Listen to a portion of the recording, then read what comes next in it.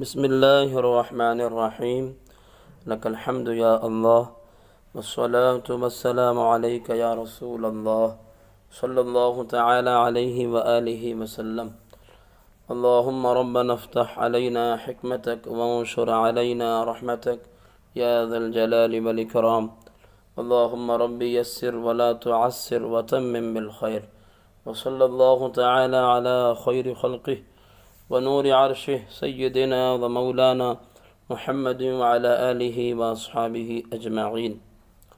محترم عزیز طالبان علوم نبویہ، آج ہم آپ کے سامنے جو کتاب لے کر حاضر ہیں اس کا نام فوائد مکیہ ہے۔ قراءت حفظ کورس کی یہ بڑی معتبر اور مستند کتاب مانی جاتی ہے، خاص کر علم قرأت میں بڑی شاندار و جاندار کتاب ہے، بڑی مقبولیت حاصل ہے خاص کر مدارس میں۔ تو اس کتاب کا ہم آج سے آغاز کرنے جا رہے ہیں۔ کتاب کا نام چونکہ فوائد مکیہ ہے، فوائد مکیہ نام رکھنے کی وجہ اور کتاب کے مصنف کا نام کیا ہے وہ پہلے جان لیں۔ کتاب کے مصنف کا جو نام ہے علامہ قاری عبد الرحمن مکی، یہ ان کا نام ہے۔ ولادت 1272 ہجری میں ان کی ولادت ہوئی اور سن وفات جو ہے وہ 1349 ہجری یعنی 1349 ہجری کو ان کی وفات ہوئی۔ فوائد مکیہ نام اس لیے رکھا کہ علامہ قاری عبد الرحمن صاحب انہوں نے اپنی پوری قرأت و تجوید کی تعلیم مکہ مکرمہ میں وقت کے جید قراء حضرات سے حاصل کی۔ وہاں سے حاصل کرنے کے بعد ہندوستان آئے اور مدرسوں میں پڑھانا شروع کیا۔ اسی درمیان انہوں نے یہ کتاب بھی لکھی۔ چونکہ اپنی پوری قرأت کی تعلیم انہوں نے مکہ مکرمہ میں ہی حاصل کی تھی، وہاں کے قراء حضرات سے، مقری حضرات سے، تو ادھر ہی تعلیم حاصل کرنے کی وجہ سے ہی کتاب لکھی گئی، اور ان کو اندر جو بھی قرأت کا علم تھا وہ سارا کا سارا جو ہے مکہ مکرمہ کے قراء حضرات کا دیا ہوا تھا۔ تو اسی شہر کی نسبت کرتے ہوئے انہوں نے اپنی کتاب کا نام بھی فوائد مکیہ رکھا، اور یہ چونکہ اپنے آپ کو مکی بھی بولتے تھے، علامہ قاری عبد الرحمن مکی لکھا کرتے تھے، تو اس مناسبت سے بھی انہوں نے اپنی کتاب کا نام فوائد مکیہ رکھا۔ کتاب کو شروع کرتے ہیں۔ مقدمۃ الکتاب، بسم اللہ الرحمن الرحیم۔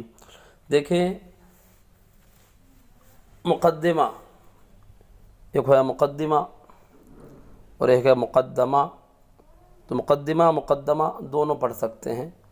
مقدمی دو طرح کے ہوتے ہیں، ایک ہوتا ہے مقدمۃ الکتاب اور ایک ہے مقدمۃ العلم۔ یہ جو مقدمۃ العلم ہے اس میں علم کی تعریف، موضوع، غرض و غایت کا بیان ہوتا ہے، لیکن مقدمۃ الکتاب کے اندر کچھ ایسے اصطلاحات کا بیان ہوتا ہے کہ اگر بندہ ان اصطلاحات کو یاد کر لے تو ان اصطلاحات کو یاد کرنے کے بعد آگے جو مقصد ہے، آگے جو کتاب ہے وہ سمجھنے میں آسانی پیدا ہو جاتی ہے، تمام مشکلیں دور ہو جاتی ہے۔ تو یہ مقدمۃ الکتاب انہوں نے یہاں ذکر کیا۔ اب اس کے تحت انہوں نے کچھ ایسی باتیں کہیں، کچھ بہت سارے اصطلاحات بھی آئیں گے ان کو ذکر کیا، تاکہ آگے کی جو کتاب ہے وہ سمجھنے میں آسانی پیدا ہو جائے۔ تو یہ مقدمۃ الکتاب ہے۔ بسم اللہ الرحمن الرحیم، الحمد للہ رب العالمین، والصلاة والسلام علی سید المرسلین، سیدنا و نبینا و شفیعنا و مولانا محمد و آلہ و اصحابہ و ازواجہ و ذریاتہ اجمعین۔ کتاب کو تسمیہ سے شروع فرمایا، حمد سے شروع فرمایا۔ ظاہر بات ہے قرآن مجید کے اتباع اور پیروی کرتے ہوئے، احادیث نبویہ کی پیروی کرتے ہوئے کہ میرے حضور نے فرمایا کل امر ذی بال لم یبدأ فیہ ببسم اللہ فہو ابتر، اسی طرح حمد کے بارے میں بھی حدیث ہے کہ ہر وہ شان والا کام جو بسم اللہ اور حمد سے شروع نہ کیا جائے وہ بے برکت اور ادھورا رہتا ہے۔ تو انہی احادیث کی پیروی کرتے ہوئے، قرآن مجید کی پیروی کرتے ہوئے، اسلاف کی پیروی کرتے ہوئے اپنی کتاب کو بسم اللہ اور حمد سے شروع فرمایا۔ آگے فرماتے ہیں جاننا چاہیے کہ قرآن مجید کو قواعد تجوید سے پڑھنا نہایت ہی ضروری ہے۔ قرآن مجید کو تجوید کے قواعد کے ساتھ پڑھنا نہایت ہی ضروری ہے۔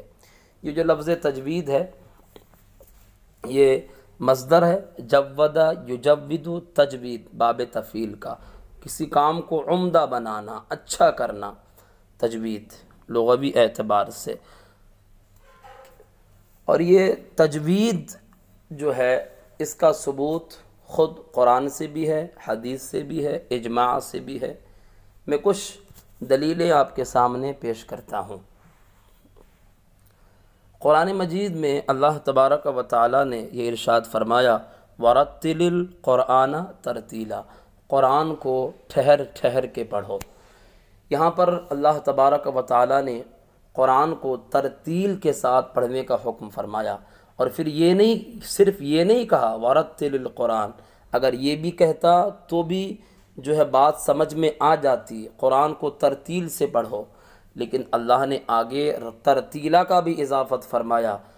آپ جانتے ہیں کہ ترتیلا یہاں مفعول مطلق بنے گا، اور مفعول مطلق ایک تو بیان نوع، بیان عدد اور ایک تاکید کے لیے آتا ہے، لیکن یہاں پر مفعول مطلق تاکید کے لیے ہے کہ قرآن کو خوب خوب ٹھہر ٹھہر کے پڑھو، بالکل تاکید ہے۔ تو اللہ تبارک و تعالیٰ نے لفظ تاکید کے ساتھ فرمایا کہ قرآن کو ٹھہر ٹھہر کے ہی پڑھنا ہے، تجوید کے ساتھ ہی پڑھنا ہے۔ اسی طرح دوسری آیت مبارکہ ہے وَرَتَّلْنَاهُ تَرْتِیلًا، اور ہم نے اس کو ترتیل کے ساتھ اتارا ہے۔ یہاں پر بھی اگر اللہ تبارک و تعالیٰ فرماتا رتلناہ تو بھی بات سمجھ میں آ جاتی، لیکن بعد میں پھر کہا ترتیلا، بالکل تاکید کے ساتھ کہ قرآن کو خوب خوب ٹھہر ٹھہر کے پڑھو، اور ہم نے اس کو جو ہے ترتیل کے ساتھ نازل کیا ہے، اتارا ہے۔ اب ہم یہ سمجھتے ہیں کہ ترتیل کسے کہتے ہیں، تو حضرت علی کا وہ مشہور قول ہے، آپ نے سنا بھی ہوگا، ہوا تجوید الحروف و معرفت الوقوف، کہ حروف کو صحیح مخارج و صفات کے ساتھ ادا کرنے کا نام، اور اسی طرح وقوف کی جگہوں کو پہچاننے کا نام یہ ترتیل ہے۔ اسی طرح احادیث نبویہ ہے، ہمارے حضور کی بہت ساری احادیث ہے کہ حضور نے اس میں بالکل حکم فرمایا کہ قرآن کو تجوید کے ساتھ پڑھنا ضروری ہے۔ آگے فرمایا میرے حضور نے حدیث پاک میں اقرأ القرآن بلحون العرب، قرآن کو عرب کے لب و لہجے میں پڑھا کرو۔ اور ظاہر بات ہے کہ عرب کا جو لب و لہجہ ہے، ان کی جو ادا ہے، وہ تو بالکل تجوید کے مطابق اور اسی کے موافق ہوا کرتی تھی، اس لیے تجوید کے ساتھ پڑھنا ضروری ہے۔ اور پھر دوسری حدیث کے اندر میرے حضور نے یہ بھی فرمایا کہ رب قاری للقرآن والقرآن یلعنہ، کہ کتنے ایسے قرآن کے قاری ہے کہ جس پر قرآن لعنت بھیجتا ہے، لعنت کرتا ہے۔ تو یہ جو ہے یہاں علماء نے 3 باتیں ارشاد فرمائی، یا تو قرآن لعنت اس لیے کرتا ہے کہ وہ قرآن کو تجوید کے ساتھ نہیں پڑھتا، تجوید کے ساتھ نہیں پڑھتا، یا تو قرآن اس لیے لعنت کرتا ہے کہ وہ اس طرح ادا کر رہا ہے کہ اس کے معنی میں فساد پیدا ہو جا رہا ہے، یا تو قرآن اس لیے لعنت کرتا ہے کہ بالکل تجوید کے ساتھ پڑھ رہا ہے، سب کچھ ٹھیک ہے، لیکن اس کا جو عمل ہے وہ قرآن کے خلاف ہے۔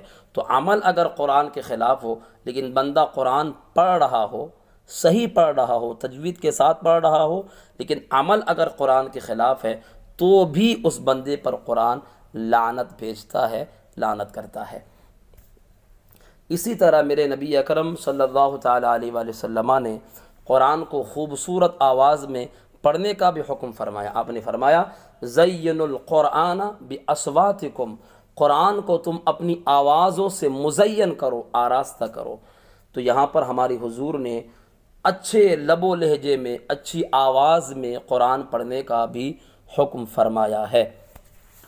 اور لیکن یہ خیال رہے کہ کہیں ایسا نہ ہو کہ ہماری آواز تو اچھی ہے، لب و لہجہ اچھا ہے، لیکن تجوید ٹھیک نہ ہو، تو پھر وہ لب و لہجہ اور وہ اچھی آواز کسی کام کی نہیں، قرآن لعنت بھیجے گا۔